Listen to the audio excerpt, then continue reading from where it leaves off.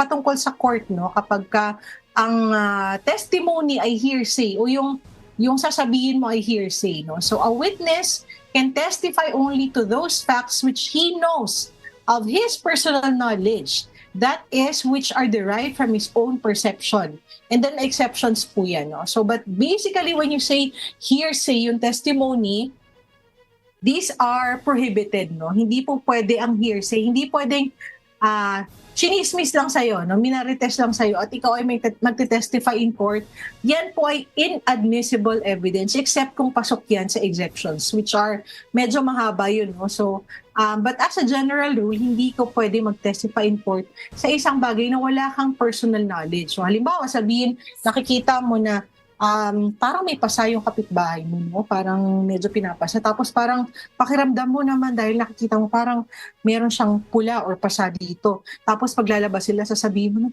parang malungkot si Mari ngayon. Parang nakikita ko laging nakabusangot, no? Parang takot na takot sa asawa. Naku, palagay ko ito ay binubugbog ng asawa. Tapos ikaw ay ipatawag ng kabilang, halimbawa nagkaroon ng kasuhan, no? Ipatawag ka ng abogado, can you testify na binubugbog yung kapitbahay niyo? Magte-testify ako, ay oo, nakita ko po kasi may pula-pula siya dito, no? So that is hearsay kasi wala kang personal knowledge, no? Nag-i-infer ka lang, ikaw ay nag-assume lang, kumbaga, no? Na siya ay binubugbog, pero wala kang personal knowledge, hindi mo nakita yung act itself. So although sometimes it can be limiting, but kailangan natin tandaan, no, yung basic precepts in law, di ba, yung presumption of innocence at yung due process. No, hindi po tayo pwedeng makonvict o magkaroon ng pananagutan na patungkol lamang sa na ang magiging basehan ay hearsay.